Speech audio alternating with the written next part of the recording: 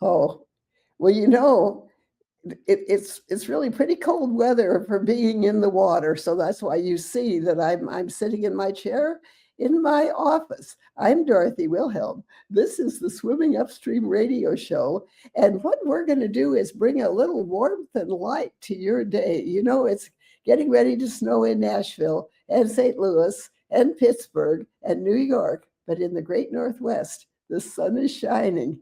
And I've even heard people singing. Listen, in fact, have a friend here. Linda Allen is a singer of stories, voyager of the heart, and she's singing our song. I don't care what she's singing, it's our song.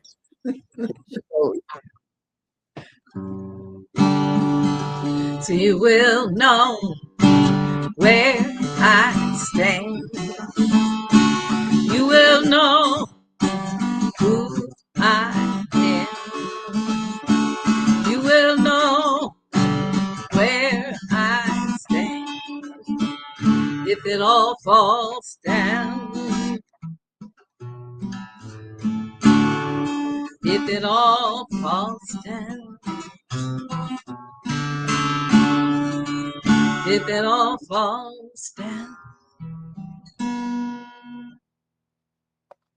That was just really short, Linda. Very short. But I think I've been listening to your music, but by probably about 20 years. What do you think? Oh, yeah. I've been doing it for a lot longer than that. Yeah, I think I came into the picture a little late. Yeah. So tell me a little bit, for those who possibly don't know you, I can't, there may be as many as 3 out there. What's your story? What's your story, Morning Glory? Well, I think when I went to college, I studied to be a teacher at PLU and found out very quickly that really wasn't my path. I didn't make it through my first year, and then started wandering about and was a secretary for a while, we just tried a lot of different things. But I always came back to music because I had started learning in college, and it was in the 60s then, and the music was such a wonderful peek into history and a peek into, what can we do, what's being done. And the story was often very different than in the newspapers. And I felt that I guess this is my path because nothing else seemed to work. And so probably took me 10 years of trying different things and finally decided if I'm going to be a musician, I'm going to be a musician. And even though I can barely read music and certainly don't have those kinds of skills, I had stories that I wanted to tell. I had hearts that I wanted to move. I wanted to be still an educator in a sense, and a historian, but also a bit of a prophet. A prophet is one who stands on the corner and preaches to try and change some hearts, and I think I kind of wanted to do that too. You think you have changed hearts? Have you heard from people? I do believe that. Yeah, I think if I didn't believe that, I wouldn't be doing what I'm doing. But I've had enough feedback and enough people telling me a certain song changed their mind about something, gave them a different view of history. So I treasure that. And in the work I do now, I'm a therapeutic musician with hospice, and I love that job. And because, again, to bring a little bit of joy at the end of life has been very important to me. And I can see how people respond and that there's some joy where there had not been there before. And so I've treasured that too, and the feeling that what I do makes a difference. And when you're 80 years old, that's a really good thing to know. Gotcha, kid. I've been using this very same body for 92 years, It's a little shop worn, but they won't take it back. Perhaps we will. So, given that, and how come, now to say a little bit about the therapeutic musician, I think that's something people aren't too familiar with. Yes, well, mostly I've been a songwriter, but a few years ago I got involved, well, quite a few years ago, I got involved with the Threshold Choir movement. I started a couple of choirs in our community in Bellingham, and as a way of teaching people to be at the bedside, how to be with someone at the end of their life, and what songs might be useful. And so with the work I do now, I know hymns and gospel, I know country, I know pop, I know so many songs, especially from the beginning of my career, when I was learning songs to sing at clubs and bars, and then you were covering popular songs, and I get to bring all those songs back to people that really are in need of some of those memories that the songs may bring back. I will say, like, one of the most song I sing for almost everybody is "You Are My Sunshine." It's a song that my mother sang to me, I sang to my kids, and it's amazing how people respond. People who can hardly speak will be singing along. That just happened yesterday. So I treasure that I found myself in this work. At the same time, trying to keep up, showing up, uh, showing up with songs that might be appropriate for some rally or some issue, and that's also very important to me. So keeping both of those in balance is sometimes a challenge. I get tired. My turn. How do you think that the therapeutic work you're doing has affected your own music?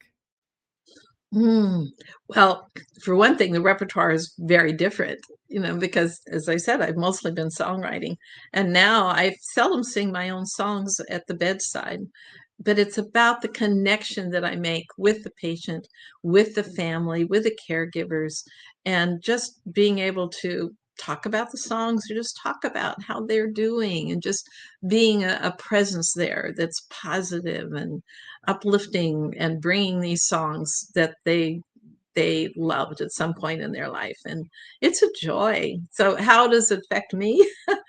I think it gives me purpose at the time when I'm not touring, I'm not doing so many of the things I used to do.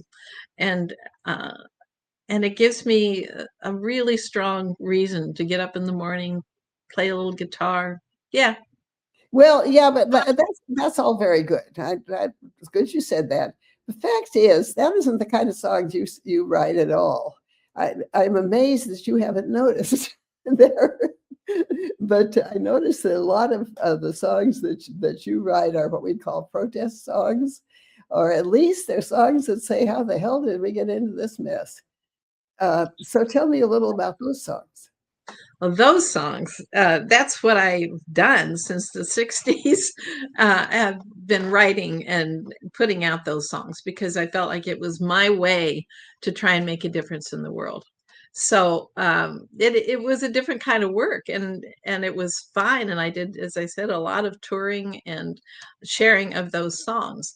And so now, because I'm not touring as much, I'm trying to put them out in social media. I put them out in a newsletter, put them out in bunches around a certain theme. Like the last bunch I sent out was called "They're Coming After You."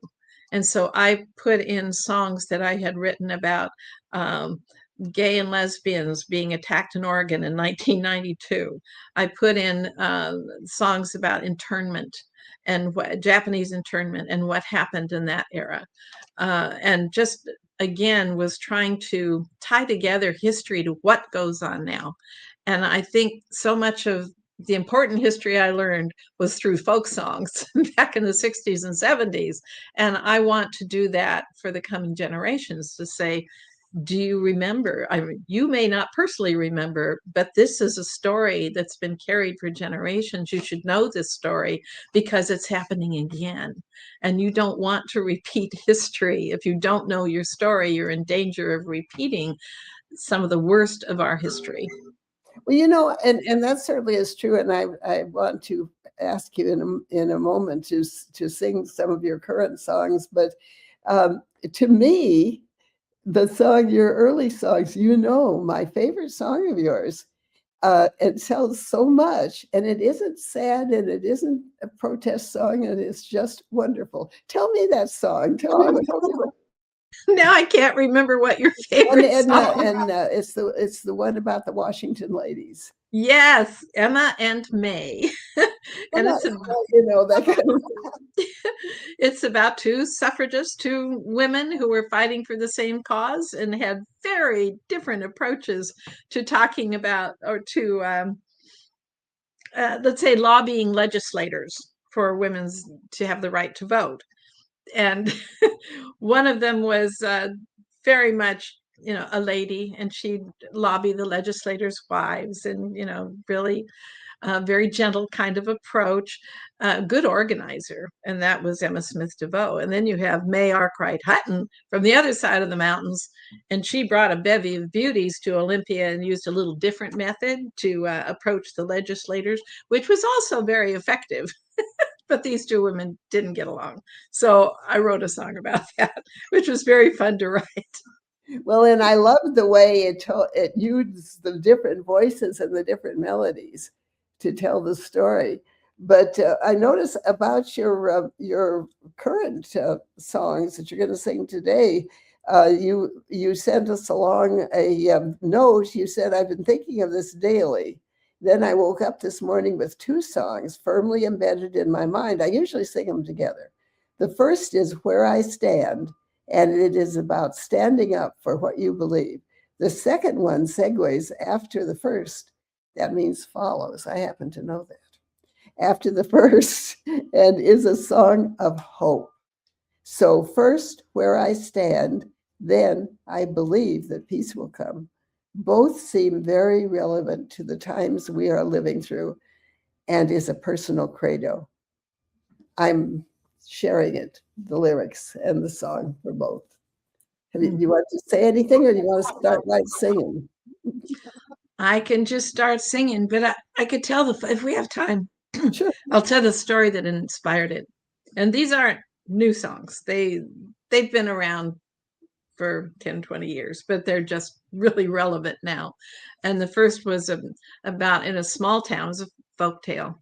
And there was a man who stood on the corners and just, preached to the people and was trying to make a difference, with his preaching.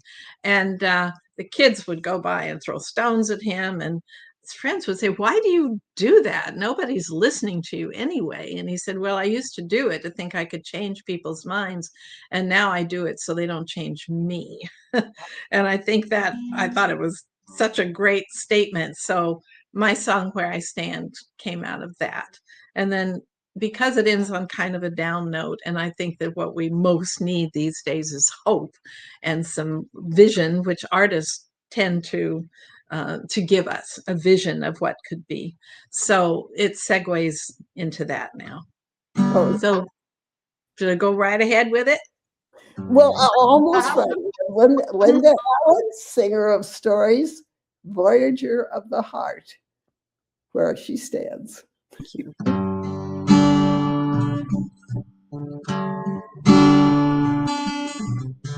Woman standing in the rain on a cold October day.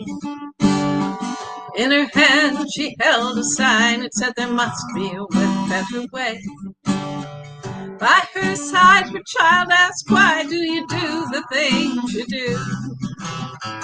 Once she said, "I did it for me, now I'm doing it for you. So you will know where I stand. You will know who I am. You will know where I stand if it all comes down. Gray were the stones of the courthouse steps, and gray was the autumn sky. Gray were the faces of the passing people looking down as they walked by. Black and white was the news that morning in a world about to die. Reddest blood was the sign above, and the child began to ask why. So you will know where I stand. You will know who I am. You will know where I stand. If it all falls down. Used to be, I believed I could change some hearts with a handmade sign. Now I know I gotta keep on so that others can change mine. Sometimes things have to fall apart to make way for something new. Hold a sign and hold a vision, I'm leaving it up to you. So you will know where I stand. You will know who I am. You will know where I stand. If it all falls down, if it all falls down, if it all falls down.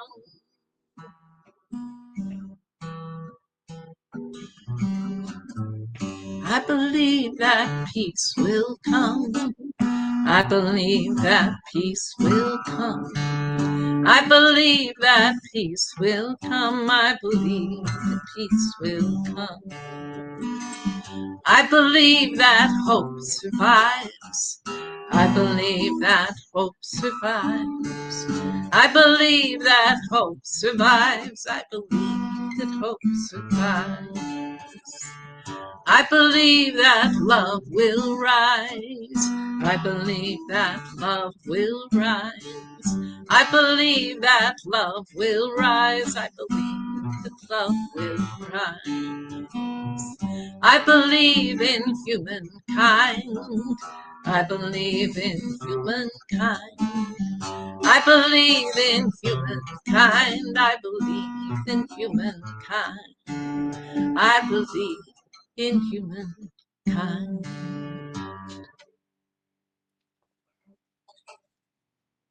Wonderful. Thank you so much. Tell me about this. That's Linda Allen. What I love again, Voyager of the Heart, singer of stories.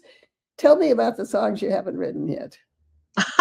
There are so many. This is the time when I'm seeing more and more songs that other people have written and younger people have written, and I'm so delighted to see it. I go on Facebook just to see what's the latest song, and there are a lot of them. And I've had some great ideas for songs, but I forget them by the next morning.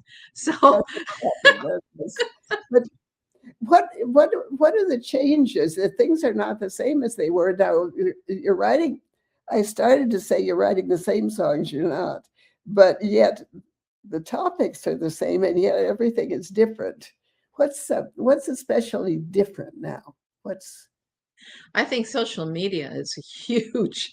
The influence of social media and the influence of what news do you listen to, and what it's just appalling to me that the sources of news. I mean, I was complaining about this many years ago, but it's so much worse now than what I've ever seen in my lifetime. And so it's difficult to get conversations with people actually talking to each other because they're watching different news sources and have different streams from their social media, and they believe very different stories. And so I think it's up to the artists. The artists have to hold the vision, whatever way they can. I think to pay attention to what the artists are saying and doing is important, and just to see how, in what ways are the current generation stepping up, because I think they're in ways that I don't even know and I just miss it. But I think they're holding the hope for all of us. and carrying the vision forward. But everybody has something that they can do, and it is definitely the time to step up and do whatever it is you can do, whether it's in the arts or whether you're a writer, whether you're someone who works at the bedside of, people who are dying, the caregivers, all of this. I think every one of us have a piece of the darkness that we need to shine our light into. And so I guess that wraps it up.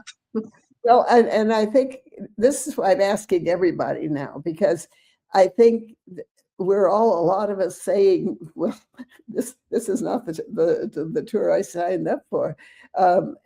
Something has, and so I'll say, okay, what are you going to do? What are you going to do about it? Right. And I think because everything, even a little something, can make a difference. Of course, see, we come from that generation. I think that we've seen we saw World War II. We saw what people were able to do. That someone, I don't like to mention their name, but they are orange in color, seems to want to tear everything down. And we don't, so we can do some stuff. So if we leave from here today and we both got things to do and they won't let me go very far, what can we do? You and I, what I gotta think, what can you do? Well, what I can do is write songs, and that's what I do. So what's the next song gonna be? I was thinking about one that was just saying no more. That we need rally songs. So I'm looking for the lines to go, but everybody says no more, and so that's what I'm working on. That's great. Songs for. So given all of that, how do people get in touch with you if they'd like to?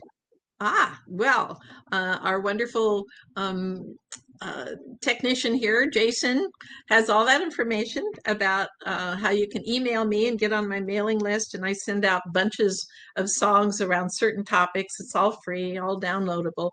So you can email me at linda@lindasongs.com, or you can go to my website, which I think will be on the screen at some point. But it's, again, lindasongs.com. So yes, and you can learn lots about me there on this sort of twisty, strange path I've chosen for my life. It's a funny, well, I don't know that that's strange. I mean, it's just, but anyway, it's a great website and it's got lots of music. And while you're thinking of what you're going to do, remember that if you don't do anything else, you can at least call your legislator. And as my son, who does this kind of work, says, of course they won't answer, but they do want to be reelected. And so, we'll do what we can. And while we're doing that, Linda will sing. Get us out of here, Linda. Oh, okay.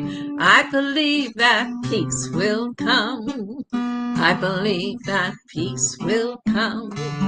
I believe that peace will come. I believe that peace will come. I believe that peace will come. Ladies and gentlemen, Linda Allen. We'll see you next time on Swimming Upstream Radio Show. Bye-bye. Thanks, Linda.